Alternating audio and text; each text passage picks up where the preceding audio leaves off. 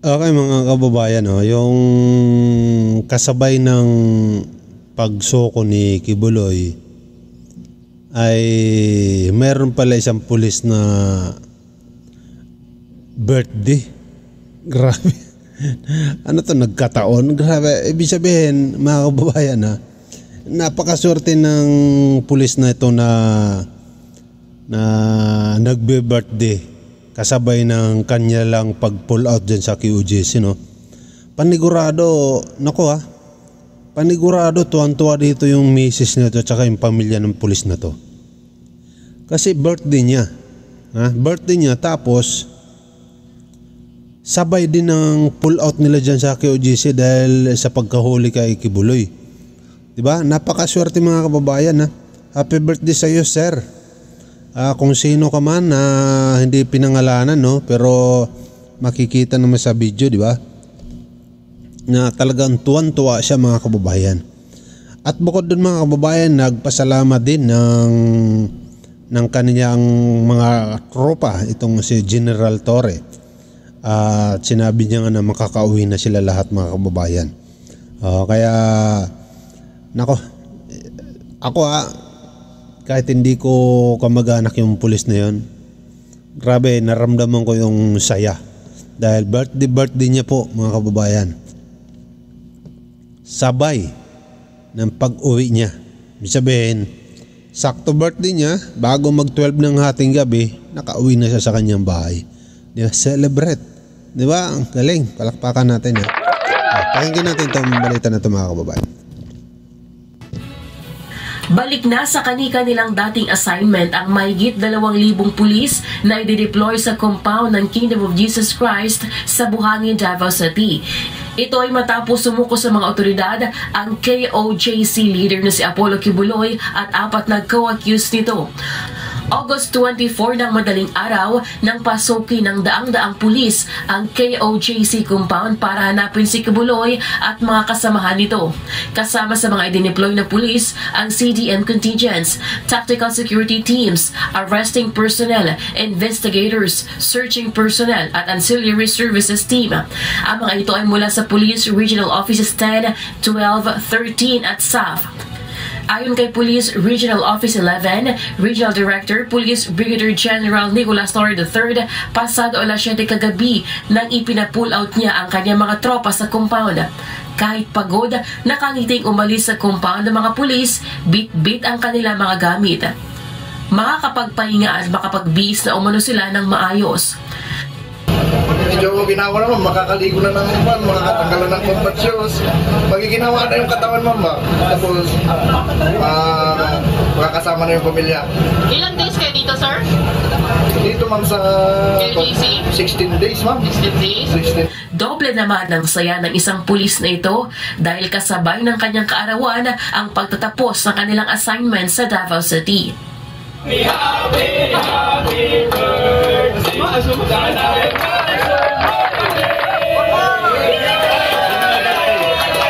Nagdiwang at nagsaya naman ang mga KOJC members dahil malayo na sila makapagtipon-tipon sa loob.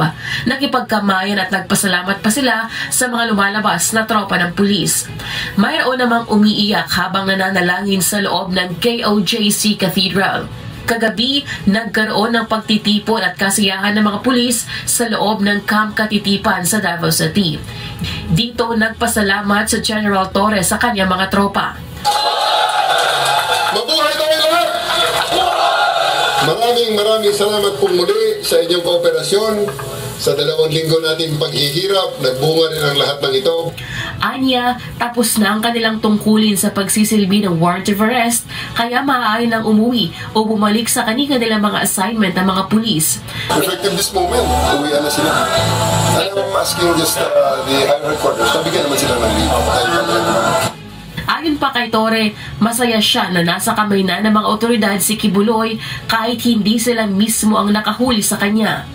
Naniniwalaan niya siya na lahat ng kanilang ginagawa ay nakatulong para sumuko ito.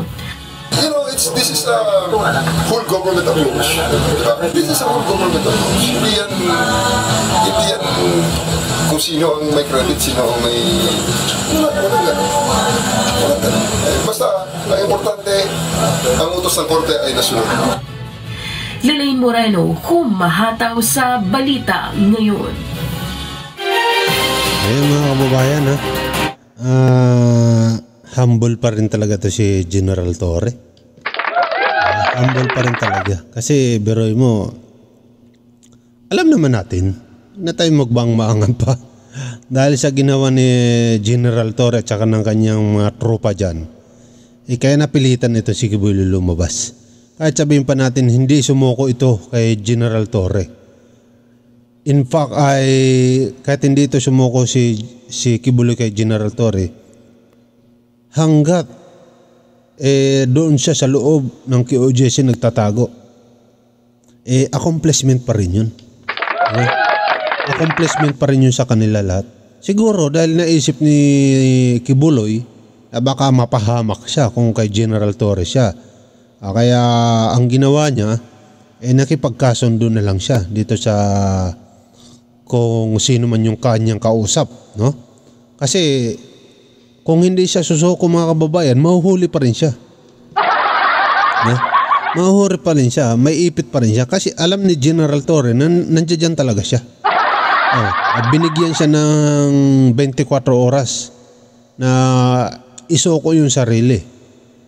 Ultimatum, 24 oras. Kaya nga napakarami raw PNP, arresting officer ang pumunta dyan sa QOJC para kung sino ang haharang dito sa kay Kibuloy kung sakali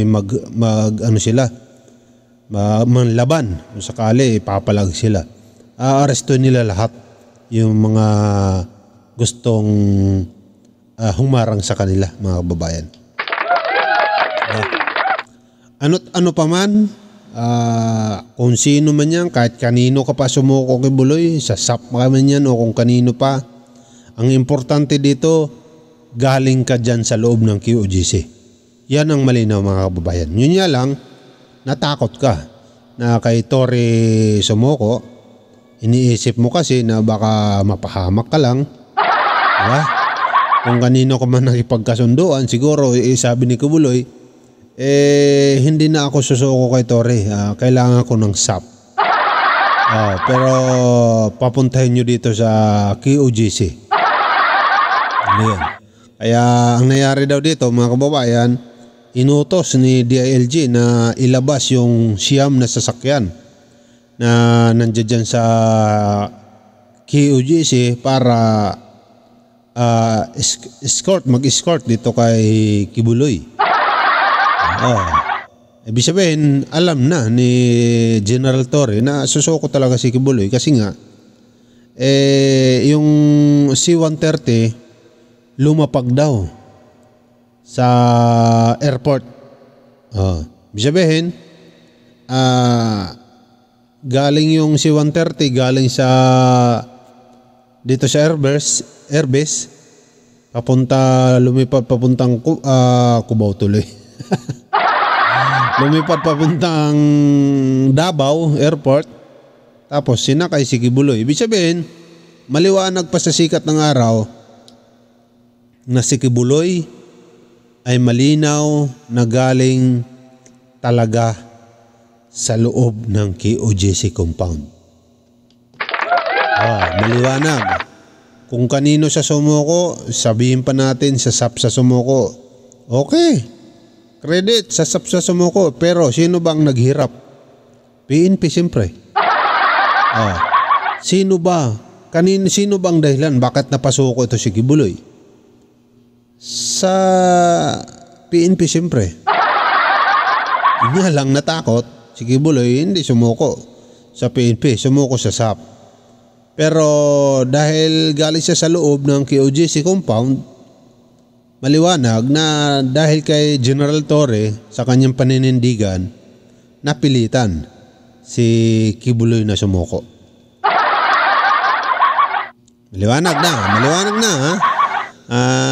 Yan mismo galing na sa PNP, spokesperson ng PNP na si Jen Pajardo.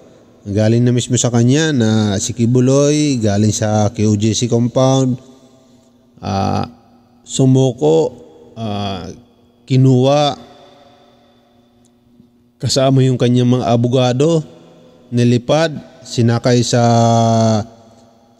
airport ng Davao, sinakay sa C-130 papunta dito sa airbase. Alas 9 ng gabi nakarating sila sa Camp Crame. Ayun po, at ngayon niya ay nandun siya sa kulungan ng Camp Crame kasama ang 4 pa na tauhan ni Kibuloy, mga kababayan. Maliwanag po. At saka siyempre, congrats dito sa nag-birthday. Happy birthday sa iyo, sir. Napakaswerte mo. Grabe, swerte. Bakit? Sa iyong kaarawan mismo ay nakauwi ka. Nakapiling mo ang iyong pamilya. At siyempre sa lahat ng PNP, congratulations sa inyong lahat.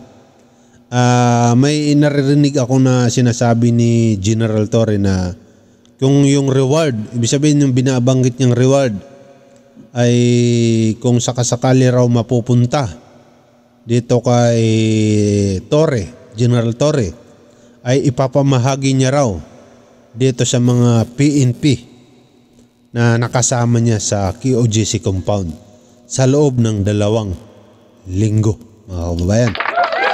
Kung ang sinasabi niya, kung sa kanya mapupunta, hindi siya sigurado, pero ang sinasabi niya lang, baka kasi inaasahan ng PNP yan, mga kanyang tropa, na baka sa kanya mapunta kay General Torre. Ang sinasabi niya, kung ibibigay sa kanya. Kaya mabuhay kayo mga PNP. Diba? Good job. Grabe. Kahanga-hanga ang paninindigan ni General Torre dito. Hindi siya nagpatinag sa 3 senador. Yeah. Ang 3 senador na itinangka na patakasin si Kebs, kaya nag-hearing, tinangka na paalisin sa compound ang mga PNP, pero hindi siya nakinig, nanindigan siya. Kaya ang resulta, good news. Congratulations sa inyo lahat, mga PNP.